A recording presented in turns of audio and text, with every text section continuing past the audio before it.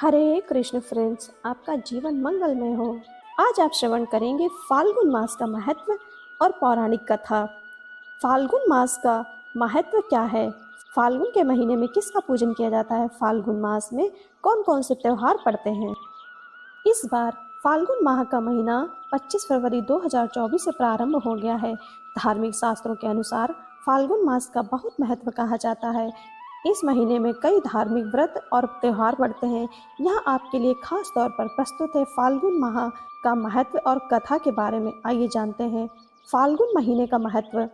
हिंदू पंचांग का अंतिम महीना फाल्गुन मास का होता है और इस महीने से धीरे धीरे गर्मी के दिनों की शुरुआत होने लगती है और ठंड कम होने लगती है। फाल्गुन मास में महाशिवरात्रि और होली ये दो सबसे बड़े त्योहार पड़ते हैं जो कि बहुत ही धूमधाम से मनाए जाते हैं। हिंदू धर्म के अनुसार अनेक देवी देवताओं में से एक चंद्र देवता है।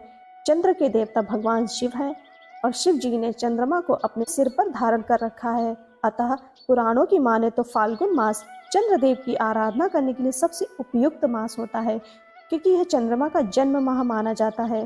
फाल्गुन माह में भगवान श्री कृष्ण की आराधना का भी विशेष महत्व है। इस माह में विशेषकर भगवान श्री कृष्ण के 3 स्वरूपों की पूजा करना बहुत ही लाभदायी माना जाता है।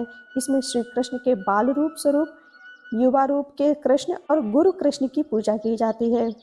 बाल कृष्ण रूप की पूजा संतान पाने के लिए, युवा स्वरूप कृष्ण का पूजन दाम्पत्य जीवन मधुर बनाने हेतु और गुरु रूप कृष्ण का पूजन मोक्ष और वैराग्य के लिए ही फाल्गुन के महीने में कृष्ण जी का पूजन अवश्य ही सभी को करना चाहिए। साथ ही श्री गणेश के पूजन का भी महत्व है। फाल्गुन महीने में अपने खान पान और दिनचर्या में बदलाव करना बहुत ही खास माना जाता है, क्योंकि इस माह भोजन में अनाज का प्रयोग कम करके मौसमी फलों का अधिक सेवन करने की मान्यता है।